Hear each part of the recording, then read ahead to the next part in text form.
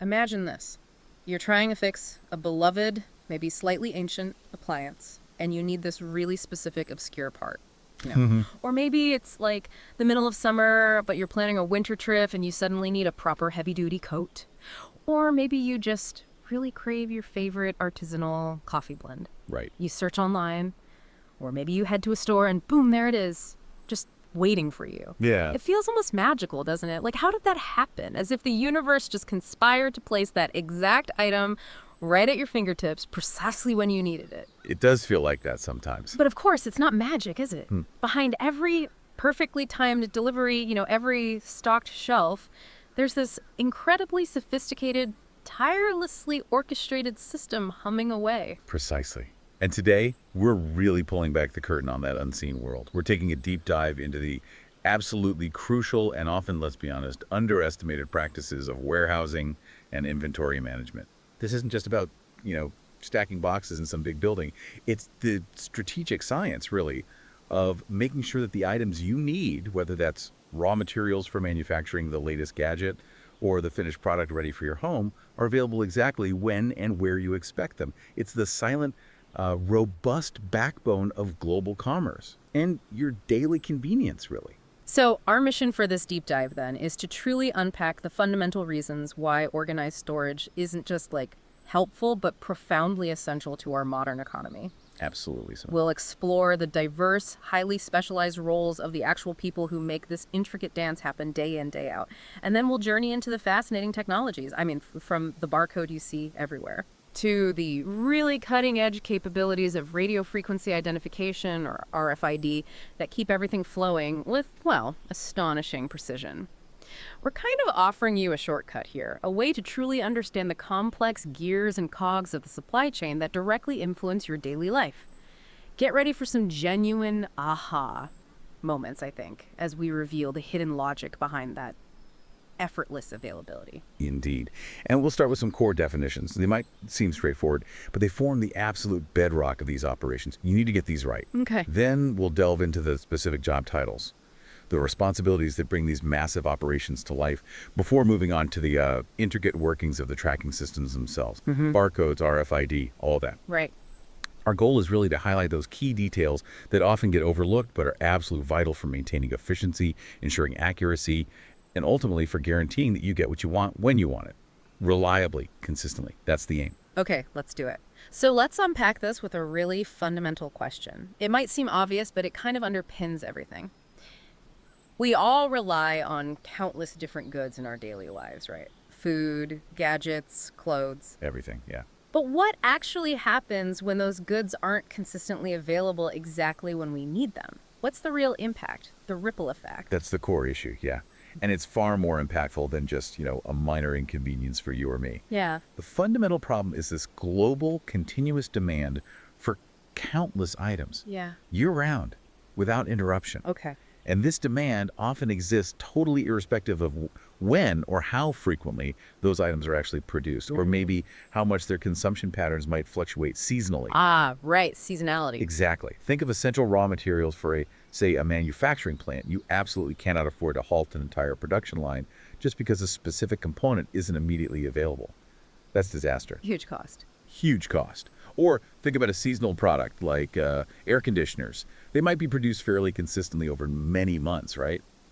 But demand only really spikes during summer. Yeah, makes sense. So without a place to hold them, factories would basically grind to a halt in the off-season. And then, crucially, shelves would be empty when consumers like you actually need them most. Storage, in this context, it isn't a luxury. It's absolutely critical. It has to bridge that gap between variable supply and constant or sometimes fluctuating demand. So if that's the fundamental problem, this constant need versus maybe irregular or seasonal production, what's the elegant solution? The world must have figured something out over the centuries to manage this gap, right? To ensure continuity. The elegant and foundational solution is what we simply call warehousing. That's the term. When goods are stored, not just stored, but stored in large quantities in an incredibly organized, structured way, that entire process is defined as warehousing. Okay, warehousing the process. Precisely. And the physical building itself, the structure specifically designed and used for these organized large-scale storage operations, is known simply as a warehouse. Got it. And the incredibly vital person overseeing this entire intricate operation, everything from strategic planning down to day-to-day execution, ensuring safety, productivity, overall efficiency, that person is the warehouse keeper. Warehouse keeper. Okay. These aren't just basic terms. They really represent the foundational architecture that allows goods to flow, almost invisibly, through our economy without interruption. It's really about more than just keeping things dry. It's about strategic placement, intelligent management, knowing where everything is. What's truly fascinating here, I guess something I hadn't really thought about, is how warehousing doesn't just passively hold things until they're needed. You mentioned it actively creates something valuable, something economists call time utility. Can you explain what that really means for us, whether we're a big company or just someone buying groceries? What is time utility? Right, time utility. It's a concept that truly highlights the strategic value of warehousing. It means that warehousing specifically fills that critical gap, that time lag between when goods are, say, efficiently produced or harvested and when they are actually used or consumed. Okay. Think of it like building a vital bridge across time, ensuring absolute continuity in the supply chain. Without that time utility, honestly, our economy simply wouldn't function as it does. Can you give an example? Sure, take agricultural products. Many are harvested seasonally, right? Once a year, maybe. But people eat year-round. Warehouses preserve and store these goods, grain, fruit, whatever, making them available long after the harvest out of season. That's time utility. Right. Makes sense. Similarly, maybe toys. They might be manufactured steadily throughout the year to keep factories efficient, but demand peaks dramatically in, say, November and December for the holidays.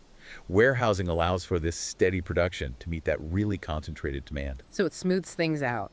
Exactly. It smooths out the peaks and troughs. This function is an incredibly important part of the entire supply chain network. And its effectiveness, how well it creates that time utility, directly impacts the overall performance and, importantly, the resilience of that supply chain. Resilience, yeah. If goods aren't available on time, if that time utility isn't successfully created, the entire system, from factories, distribution centers, all the way to retail shelves in your home, it just grinds to a halt. You get stockouts, lost sales, potentially significant economic disruption. Yeah. It's about ensuring products aren't just somewhere, but they're there precisely when needed.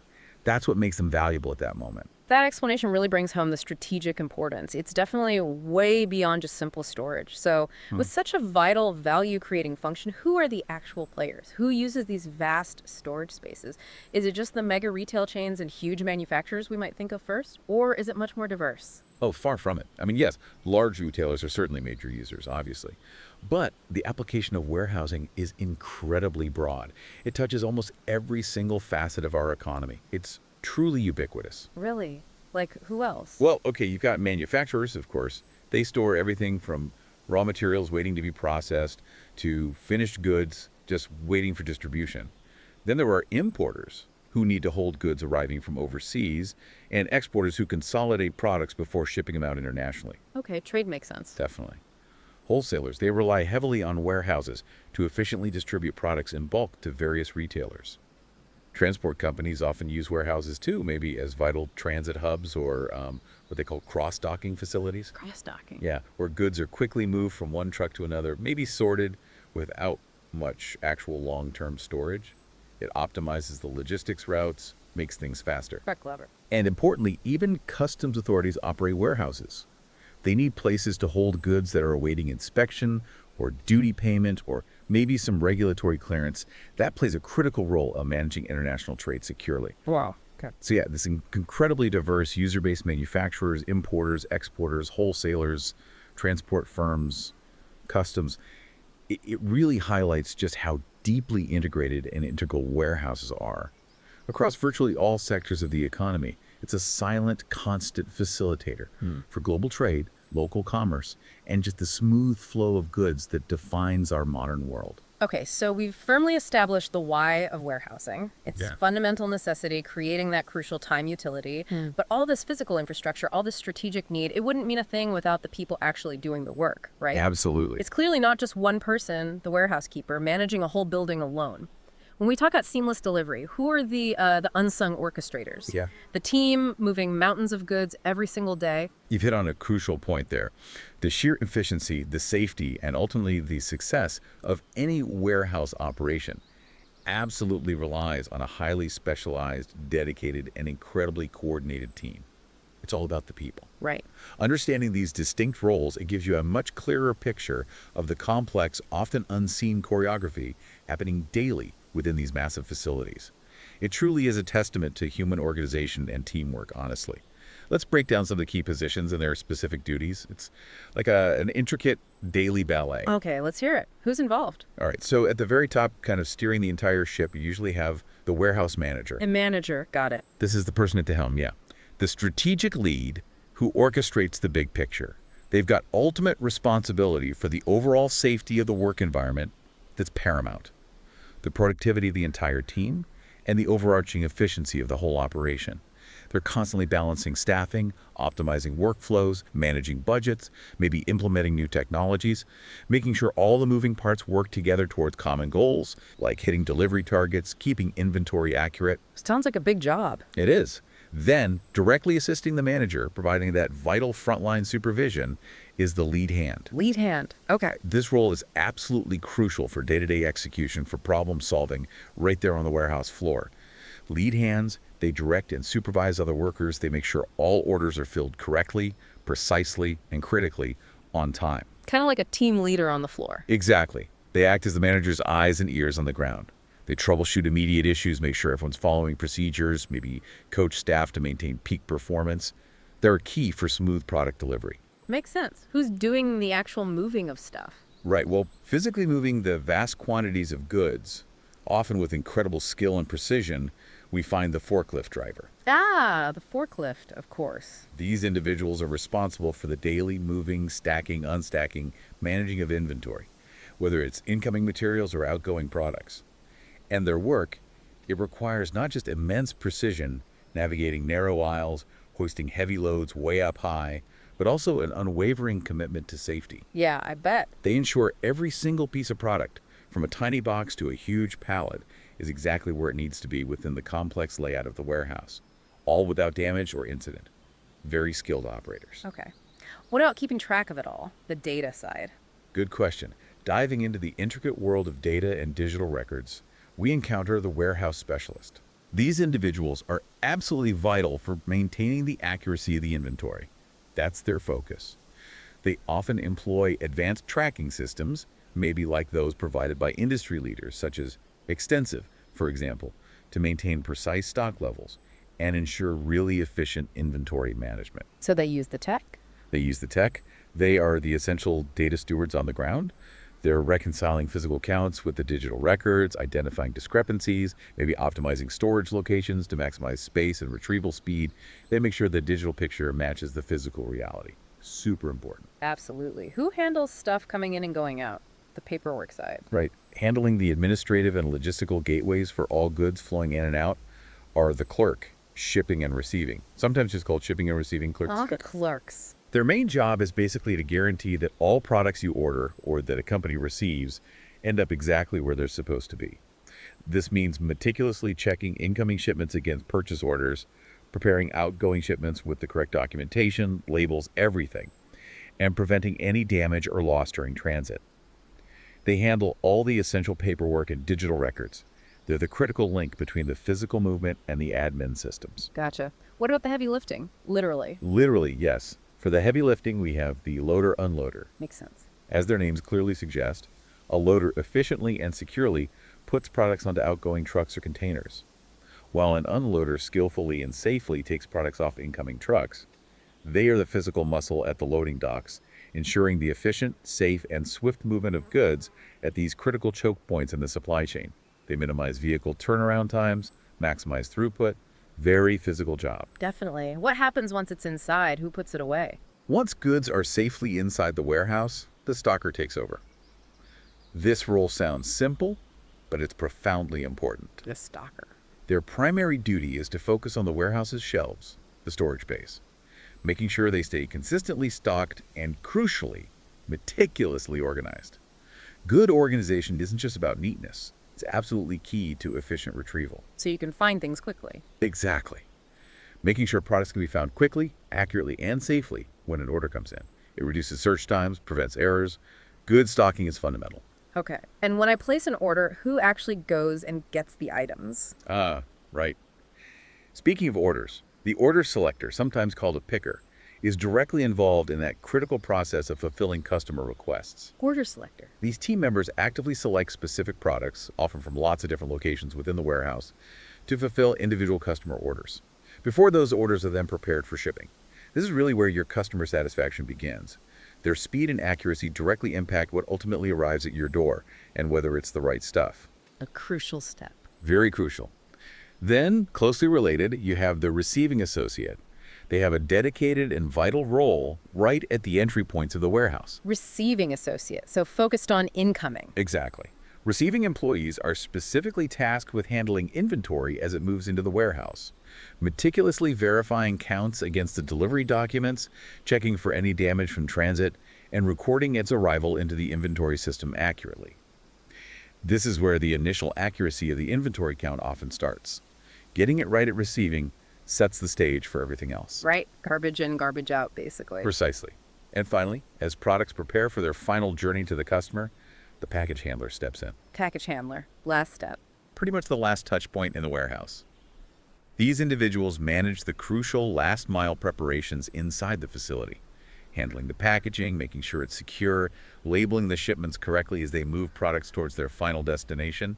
They ensure everything is correctly wrapped, adequately protected for the journey, and accurately labeled, ensuring safe transit and preventing damage in that often bumpy final leg. Wow. So what does this truly mean for us then, the consumers who just expect our orders to arrive perfectly? It's far more than just a list of job titles, isn't it? Oh, absolutely. It's truly a symphony of specialized roles. Each person vital, contributing their unique expertise, all working in concert with remarkable precision to make sure that, a tiny crucial screw for your old appliance or maybe an entire living room furniture set gets to you seamlessly and exactly when you expect it. It's a complex, highly organized, and often underappreciated choreography. That's a perfect way to put it. A choreography. Exactly. Right? Okay, so with so many people, so many distinct roles, and such a vast, frankly, overwhelming quantity of inventory constantly moving, how on earth do they keep track of everything with such precision? You mentioned technology. Relying just on people writing things down seems impossible. Oh, it'd be chaos. Absolute chaos. This is where technology dramatically steps in to assist. And it starts with something so ubiquitous, so common, you probably see it dozens of times a day, but might not fully appreciate its genius. The humble barcode. Barcode, right, on everything. On literally everything. And at its heart, a barcode is simply a standardized set of symbols used to represent alphanumeric information letters and numbers, but in a machine-readable format. Machine readable. Key phrase. Exactly. Instead of needing someone to manually type in the number 1 or the letter A for every single item, a barcode translates that information into a series of vertical bars, some fat, some thin, interspersed with white spaces. A machine, a scanner, can then quickly read and interpret that pattern. This innovation revolutionized data capture, absolutely revolutionized it. And they're not all the same, are they? There seem to be different kinds. That's right. Over the years, a number of different barcode standards have been developed and refined.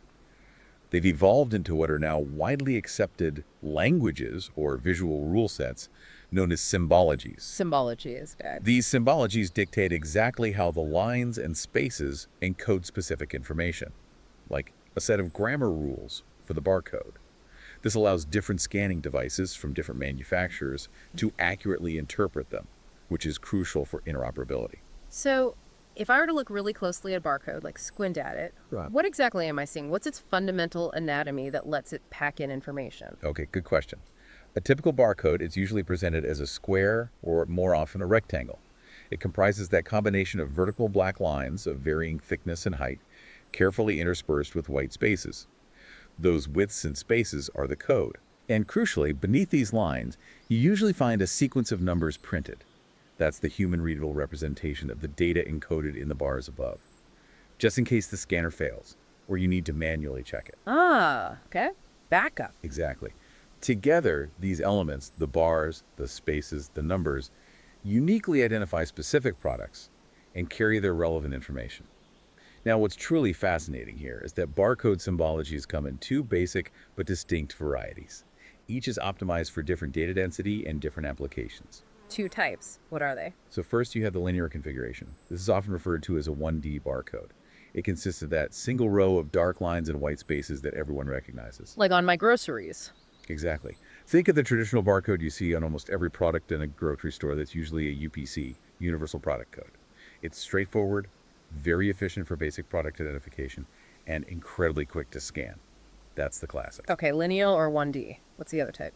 The second type, which is becoming increasingly common, especially for holding more data, is the two-dimensional 2D symbology. 2D, like QR codes. Precisely. Most people recognize these as QR codes, those blocky square patterns. These are special rectangular or square codes, and they stack information both horizontally and vertically. This allows them to store significantly more data, potentially thousands of characters, compared to maybe a dozen or so for a simple linear code in a much smaller physical footprint. Wow, thousands. Yeah, potentially.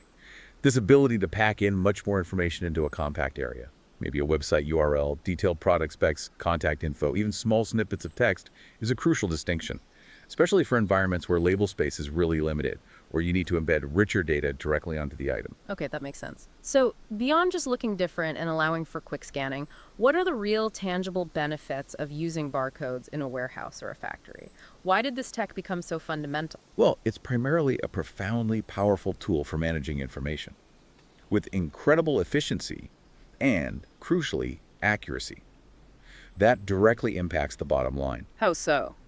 Okay, first, the accuracy of barcode scanning provides real-time, up-to-the-minute information about inventory levels. This isn't just about knowing, oh, I have 100 widgets. It includes understanding the precise value of your entire inventory investment at any given moment. That's vital for financial planning, for insurance, for everything. Right, real-time data. Exactly. Yeah. And the overall advantages of barcoding and this automatic data collection are really clear and substantial. First, it ensures a huge degree of accuracy. It drastically reduces human error in data entry, which is frankly rampant in purely manual systems. Typos happen all the time. Second, it offers remarkable ease of use for the operators. Scanning is quick, requires minimal training compared to manual logging. Third, it provides instant and timely feedback on inventory movements, stock levels, order status. You know what's happening now, not yesterday. And fourth, it significantly improves productivity. It speeds up processes like receiving goods, picking orders, shipping, doing inventory counts. It allows more tasks to be completed in less time with fewer people. Accuracy, ease of use, timely feedback, productivity. Got it. Exactly. Barcode technology effectively translates into three primary functions, really. Identification, what is this? Data capture, let's record it. And tracking, where has it been, where is it now? That underpins its immense versatility and makes it pretty much indispensable in modern logistics. Okay, that makes perfect sense. But you said it's a system. A barcode isn't just the label you stick on a box, right? It's clearly part of an entire interconnected system that enables this data capture. What are the essential pieces, the components that make a complete barcoding system actually work? You're absolutely right. It's definitely a tightly integrated system, components working in concert. Now, these systems can get incredibly complex and highly customized, of course, but a basic functional scanning system is fundamentally broken down into four essential components. Each plays a critical and distinct role. 4 components. Okay, what's number 1? Component 1, the barcode printer. You need a way to create the barcodes in the first place. Makes sense. Now, while you can sometimes use standard office laser printers for very basic, low-volume labels using preset templates in serious warehousing environments, you'll almost always find specialized industrial barcode label printers. They're purpose-built. Think manufacturers like Intermec, Datamax, or Zebra. Those are common names in the industry. Intermec, Datamax, Zebra. Okay. Why special printers? They're designed for durability in tough environments, Yeah. high-speed printing, and the ability to print clearly on various label materials and sizes needed for different applications. Small item labels, big pallet labels, labels that need to withstand cold or moisture. Got it. Component 2. Component 2 is the barcode label itself. The physical sticker or tag or maybe even directly printed marking that carries the barcode. The label. Right. And you need software to design these. Applications like WASP Labeler or Zebra Bar 1. Again, industry examples allow you to design these labels. You can customize them with the necessary info. The barcode itself, sure, Yeah. but also maybe product descriptions, batch numbers, expiry dates, logos, whatever you need. WASP labeler, Zebra Bar 1. These labels are then physically attached to a box, a pallet, maybe an individual asset like a tool or a laptop for tracking. An item label, it can contain any combination of text, graphics, or the actual barcode information, ensuring both human and machine readability. Okay. Printer label. What's next? Component 3 is the scanning equipment for data collection. This is the crucial phase where the information encoded in that barcode is actually read and digitally captured. The scanner itself. The scanner, yeah. These devices instantly and accurately read, capture, and decipher the information contained in the barcode label. They convert that visual pattern of lines and spaces into usable digital data. Now, there are two main types of scanners you'll see. Oh, different types. Yeah. First, there are contact scanners. As the name implies, these require physical contact or very close proximity with the barcode to scan it. They're often handheld, wand-style scanners, good for scanning individual items one by one. Okay, contact scanners. Then you have non-contact scanners. These can read barcodes from a distance maybe several inches or even several feet away, depending on the scanner and the barcode size. Think laser scanners or camera-based imagers. They offer greater flexibility and speed, especially for items that are maybe high up on shelves or awkward to reach. Right, non-contact. Yeah. More flexible. Generally, yes. And crucially, all scanners, whether contact or non-contact, utilize something called decoders. These can be built-in hardware units inside the scanner itself, or they might be software applications running on a connected computer or mobile device. The decoder's job is to interpret the raw signal from the scan head, the pattern of bars and spaces, and translate it into the actual characters, letters and numbers, that the barcode represents, in a format that other computer systems can understand. The decoder translates the pattern. Okay, that's 3 components. What's the last one? And finally, the fourth essential component is capturing the data to an external database.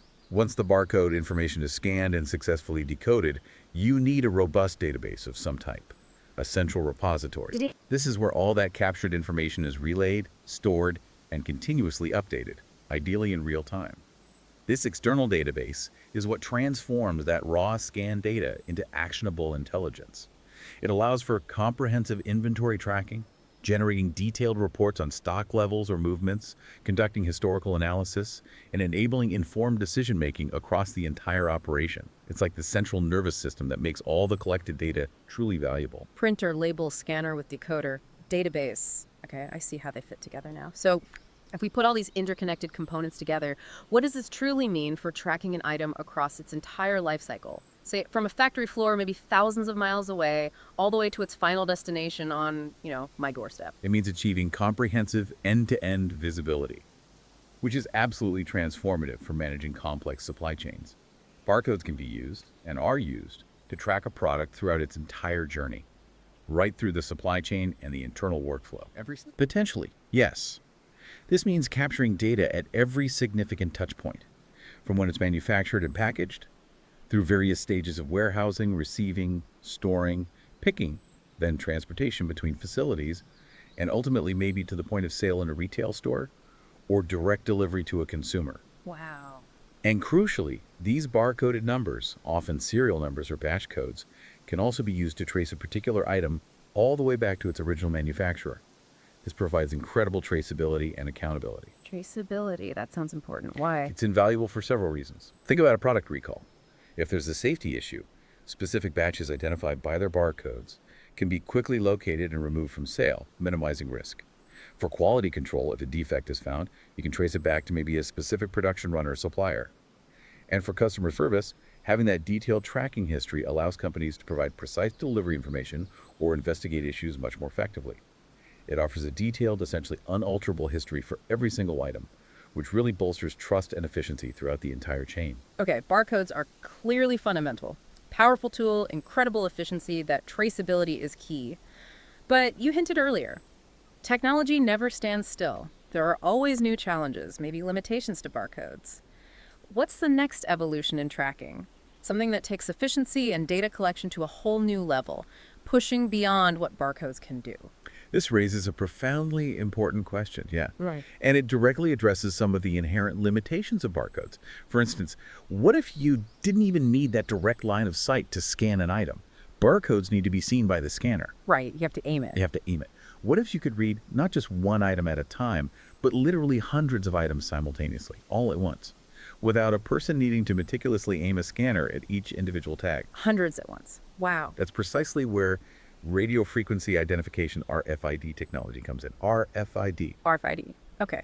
Heard of it, but what is it exactly? Oh, RFID is a fast, incredibly reliable, and highly automated means of identifying and logging just about anything, often with zero human intervention required at the point of scan. This includes everything from individual retail items, maybe important documents, even tracking people in secure areas, to large components moving down a complex factory assembly line, or even, say, priceless works of art in a museum. So very versatile. Extremely versatile. And the RFID tags, the little identifiers, they can be subtly embedded in packaging, or sometimes directly into the goods themselves, making them virtually invisible.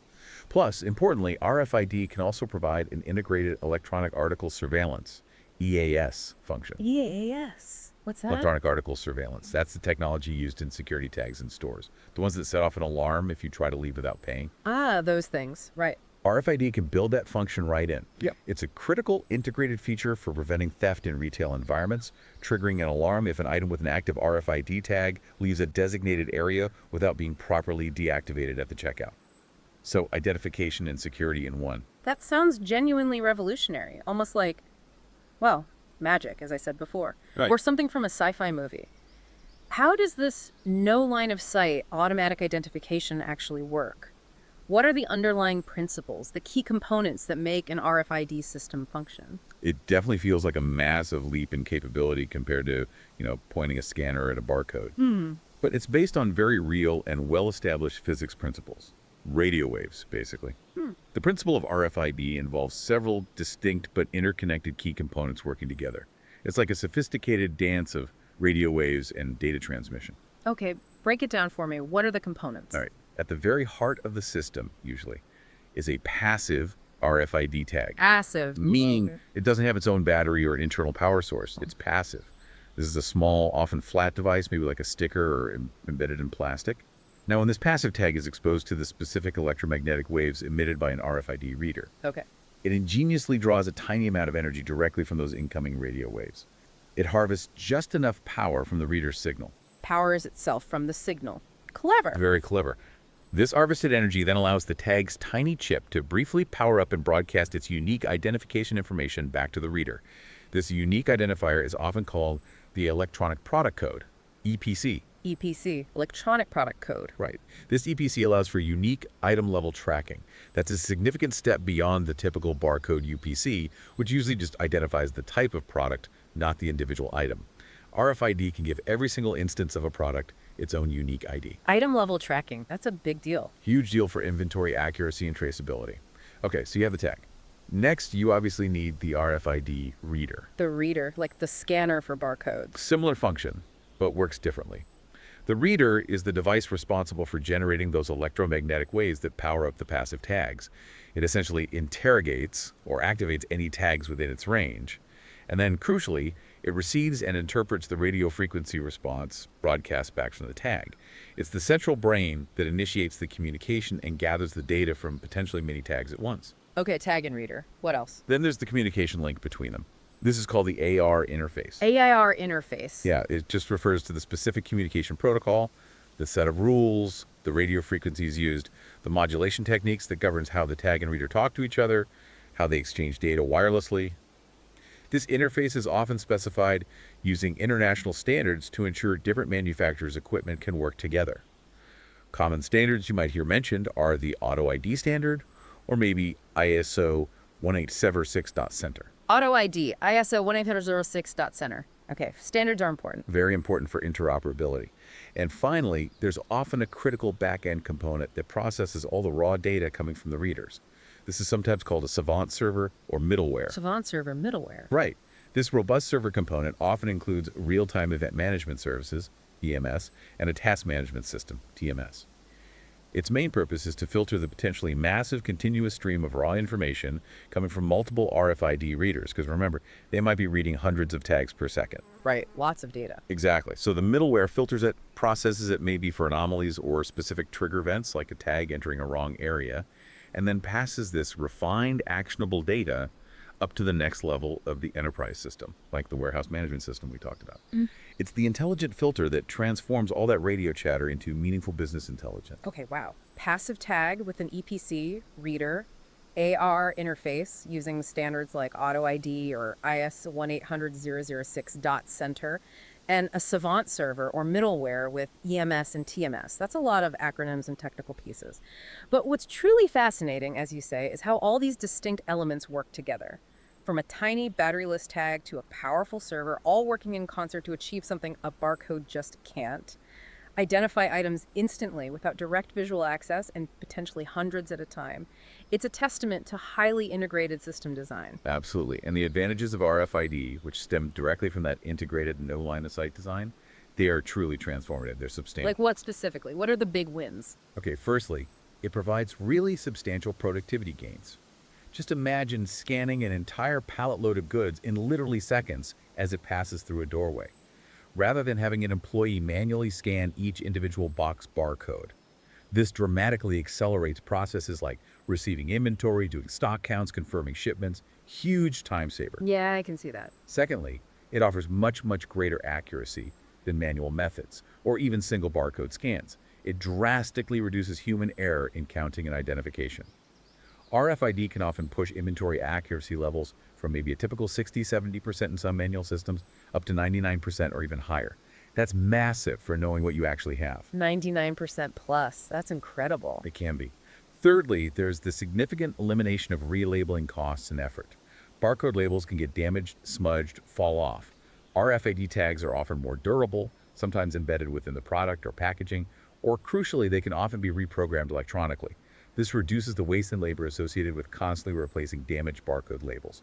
Okay, productivity, accuracy, less relabeling. What about the data itself? You mentioned the EPC gives unique IDs. Does it offer more? Yes, and that's where RFID truly becomes a potential game changer and offers a much deeper level of intelligence compared to static barcodes. RFID offers incredible flexibility of data on the tag. Flexibility, how? Well, unlike a standard barcode, which is essentially read-only once it's printed, many RFID tags have the unique ability to write additional or replacement information to the tag at any stage in the supply chain. You can write to the tag after it's been attached. Exactly. This dynamic capability is a huge leap forward. Imagine updating a tag wirelessly with, say, a product's current temperature reading if it's temperature sensitive, or logging its last quality control check directly onto the tag, or recording its specific journey through different stages in a factory, or even adding customer-specific delivery instructions onto the tag as it leaves the warehouse. Wow, so the tag carries its own history. Precisely. It makes the tag itself a kind of living data point, capable of evolving with the product's journey and storing a rich history, potentially. It moves way beyond simple identification towards true intelligent tracking and data logging right on the item itself. Okay, let's delve a bit deeper into these physical tags themselves. You mentioned passive tags. What exactly are they made of? And are there other types? Maybe with trade-offs in power or cost? Good question. An RFID tag is essentially a small, sophisticated electrical device. It gets placed onto or sometimes embedded into the pallet, the case, or the individual stock keeping unit. SKU. SKU just means the individual item unit used for inventory tracking. The SKU, right. The tag itself typically consists of a tiny microchip that stores the data, like the EPC, and performs basic processing, and a radio frequency antenna that allows it to communicate wirelessly with the RFID reader. Information describing the object it's attached to is stored digitally within that tag's microchip. And importantly, these tags can have a surprising amount of storage space, potentially up to 128 kilobytes in some types. 128 kilobytes, that's a lot for just an ID. It is. It's enough to store considerable data beyond just a simple identification code. Maybe maintenance logs, configuration details, sensor readings, all sorts of things depending on the application. Now, crucially, tags can be differentiated into two main types based on how they get their power. We mentioned passive. Right, passive draws power from the reader. Exactly. Then the other main type is active tags. Active, so they have power. Yes. These are generally more advanced and robust. They use a small internal battery-powered transponder. Because they have their own power source, active tags continuously emit a constant signal containing their identification information, like a tiny radio beacon. Ah, they broadcast constantly. Right. This means active tags are generally more powerful. They have a much longer read range, sometimes hundreds of feet compared to maybe 10, 30 feet for typical passive tags. And they can communicate more reliably over greater distances and in more challenging environments, like through metal or liquids where passive signals might struggle. What's the downside of active tags? The primary trade-offs are significantly higher cost per tag, larger physical size because of the battery, and of course a limited battery life. Eventually, the battery runs out and the tag needs replacing or recharging. Okay, active versus passive. Makes sense. Passive are cheaper, shorter range, no battery worries. Active are more expensive, longer range, but need batteries. That's the basic trade-off, yeah. Each type has its ideal application based on factors like power needs, the value of the item being tracked, cost constraints, the required read range, and how much data needs to be stored or updated on the tag. Okay. So beyond the tags themselves, active or passive, and the primary readers, which seem like the core, what other essential components typically make up a full comprehensive RFID solution? What else completes the ecosystem to make it truly functional in, say, a big warehouse? That's an excellent question because the solution is definitely more than just tags and handheld readers. To build a robust enterprise-grade RFID solution, several other vital components usually come into play. Like what? Well, you'll often find fixed readers deployed strategically throughout a facility. Fixed readers, not handheld. Right. These are specifically used in manufacturing and logistics applications to automatically track inventory or products as they move through specific points. They're often mounted permanently at choke points like doorways, dock doors, entrances to specific zones, or along conveyor belts. They automatically log items as they pass by, ensuring continuous hands-free tracking without needing any manual scanning intervention at those points. Ah, automated checkpoints. Exactly. Another critical piece is the antenna. We mentioned the tag has an antenna, but the reader needs one too, and it's crucial. This isn't just any generic antenna. It has to be specifically built, designed, and tuned for the intended coverage area and the specific environment it's working in. Why so specific? The antenna's design, its shape, size, polarization, dictates the precise shape and range of the radio frequency field it creates, which determines where tags can be reliably read. It affects reliability, directionality, and usually these antennas operate within a specific radio frequency band. A common range for many logistics applications is the 315 megahertz range, although other frequencies like UHF are also very common. 3 to 15 megahertz. Why that range specifically sometimes? Well, different frequency ranges have different properties. That 315 megahertz range, often called high frequency or HF, is often chosen for certain applications because it offers a decent balance. It performs reasonably reliably in busy industrial environments. Its signal isn't too easily blocked by materials like water or metal compared to some higher frequencies, but it still offers enough range for portal or checkpoint reads. Higher frequencies like UHF offer longer range but can be more sensitive to the environment. It's always a trade-off, an engineering decision based on the specific needs of the RFID system range versus robustness versus tag cost. Okay, complex trade-offs. Fixed readers, specialized antennas. Anything else? Yes. And perhaps the most important components, though often the least visible, are the software and middleware. Ah, the software layer again? Absolutely. These are frequently the absolute most critical pieces of a successful RFID solution because they are the bridge. They connect the physical hardware, the tags, the readers, fixed and mobile, the antennas, with the broader IT infrastructure of the organization like the ERP or WMS systems. What does this middleware actually do? It does a lot. This specialized software manages the potentially huge volumes of raw data coming from the readers. Remember, a reader might see the same tag multiple times a second as it passes through. The middleware filters out these redundant reads, maybe identifies erroneous reads, aggregates data from multiple readers, potentially applies business rules like alert if item X enters zone Y, integrates the clean data with other business systems, and ultimately translates those raw scans into the actionable business intelligence that managers and automated systems can actually use. Without robust software and middleware, the hardware is just a collection of expensive, disconnected devices generating noise. Got it. The software makes sense of the raw data flood. That brings us to a really crucial point, I think. If we connect all of this back to the bigger picture, RFID isn't working in isolation, is it? It's clearly part of a much larger interconnected digital ecosystem within a modern warehouse and probably across the entire company. It sounds like a sort of neural network for inventory. Absolutely. That's a brilliant analogy. A neural network for inventory. RFID doesn't exist in a vacuum. Its true power, its real ROI, is unlocked when it integrates seamlessly with all those other sophisticated systems operating within a modern warehouse and beyond. It creates a truly interconnected digital landscape where information flows automatically. What other systems are we talking about? You mentioned WMS earlier. Right. The integrations are key. These typically include the WMS, the warehouse management system. As we said, this is the main software managing daily warehouse operations, receiving, put away, picking, packing, shipping. RFID feeds real-time, highly accurate data directly into the WMS dramatically improving inventory visibility and operational speed. No more guessing where things are. Okay. WMS, what else? Then there's often a TMS, the Transportation Management System. This system optimizes all aspects of transport logistics, route planning, freight management, carrier selection. RFID can enhance the TMS by providing real-time tracking of goods while they're in transit between facilities or even on the delivery truck, leading to better ETAs, proof of delivery, and proactive problem solving if delays occur. Tracking outside the warehouse, too. Powerful. Very.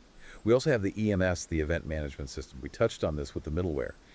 It monitors and responds to significant events or exceptions in real time. With RFID, the EMS can trigger alerts for things like unauthorized movement of high-value assets, items missing from a shipment, or products entering an incorrect temperature zone, enabling rapid intervention. Proactive alerts. Good. Then the OMS, the Order Management System. This manages the entire life cycle of customer orders, from when the order is placed, through fulfillment, to shipping and after-sales service. RFID ensures orders are picked accurately and completely by verifying items as they're added to an order, reducing costly shipping errors and improving customer satisfaction by providing precise tracking updates. Fewer wrong orders. Everyone likes that. Definitely. And often underpinning much of this is the big one, the ERP, or Enterprise Resource Planning System. The ERP, the big overall system. Exactly. This is a broader enterprise-wide system that aims to integrate all major aspects of a business: finance, HR, manufacturing, procurement, supply chain, everything. RFID data often flows up to the WMS or middleware into the ERP, providing top-level management with a unified, real-time view of inventory levels and asset movements across the entire organization. This enables much better strategic decision-making, financial forecasting, and overall business planning. Wow. WMS, TMS, EMS, OMS, ERP. It really is an interconnected ecosystem. And presumably, for all this vital data to flow securely and reliably between these complex systems, you need secure communication protocols, too. Absolutely essential. You can't have all this valuable data flying around insecurely. So yes, we also encounter other key abbreviations that facilitate this digital communication securely and efficiently. You'll certainly hear about SSL, which stands for Secure Socket Layer, although technically its successor TLS, Transport Layer Security, is more common now. This is the standard technology for establishing an encrypted link between a web server and a browser, or between two server systems, ensuring that all data passed between them remains private and integral. SSL for encryption. Right. And you might also come across SOAP, which stands for Simple Object Access Protocol. This is a specific messaging protocol, a set of rules that defines how applications running on different operating systems or written in different languages can communicate and exchange structured information, typically using web services over networks like the internet. It's one way these different systems, WMS, ERP, etc., can talk to each other in a standardized format. SOAP for standardized messaging. Okay. SSL, SOAP. These are the invisible plumbing ensuring all this vital data from RFID and other systems is not only exchanged efficiently, but also securely across these incredibly complex, interconnected systems, protecting sensitive information, enabling smooth, reliable operations. It's a truly formidable digital ecosystem humming away behind the scenes. It really is. Formidable is a good word for it. The level of integration and automation is quite staggering when you look under the hood. Wow, what an incredible journey we've taken today, seriously. From understanding the simple yet profound necessity of storing goods just to bridge time and meet demand. That core time utility. Exactly. To uncovering the intricate web of human roles, the managers, the forklift drivers, the pickers, the specialists, all orchestrating every movement within a warehouse. And then diving into the astonishing technology, from the ubiquitous barcode all the way to the advanced contactless power of RFID. We've truly taken a deep dive into what keeps our modern world supplied. I feel like you now have a solid, informed understanding of the unsung heroes and the unseen, sophisticated systems that ensure products are available precisely when and where you need them. And this knowledge, it isn't just theoretical, is it? It's really about grasping the fundamental backbone of modern commerce and appreciating how continuous innovation, like that profound leap we discussed from static barcodes to dynamic data-rich RFID, is constantly refining efficiency, boosting accuracy, and fundamentally reshaping logistics as we know it. Yeah. So the next time you effortlessly pick up an item from a shelf, or maybe your online order arrives exactly on time, hopefully you'll have a new, deeper appreciation for the sophisticated, meticulously planned journey it took to reach you. A journey enabled by both dedicated, skilled people and some really quite advanced technology working together. Absolutely. So thinking about that future, what does this all mean? As technologies like RFID become even more pervasive, maybe even more intelligent, deeply interconnected with things like predictive analytics and AI, it does raise an important question for all of us, doesn't it? Where does it lead? Yeah. Could these systems evolve to not just track what is available right now, but to truly anticipate our individual needs before we even consciously know them? Could they further blur those lines between production and consumption, making availability almost telepathic? Or maybe even autonomously predict potential supply chain disruptions like storms or port closures, and then self correct the flow of goods in real time without any human intervention? That's the bleeding edge, yeah. Predictive and autonomous logistics. How might that level of predictive, maybe even autonomous logistics fundamentally change our relationship with goods and availability? Could it reshape our expectations, maybe even our desires entirely, if things just appear? That's something to mull over, perhaps, until our next deep dive.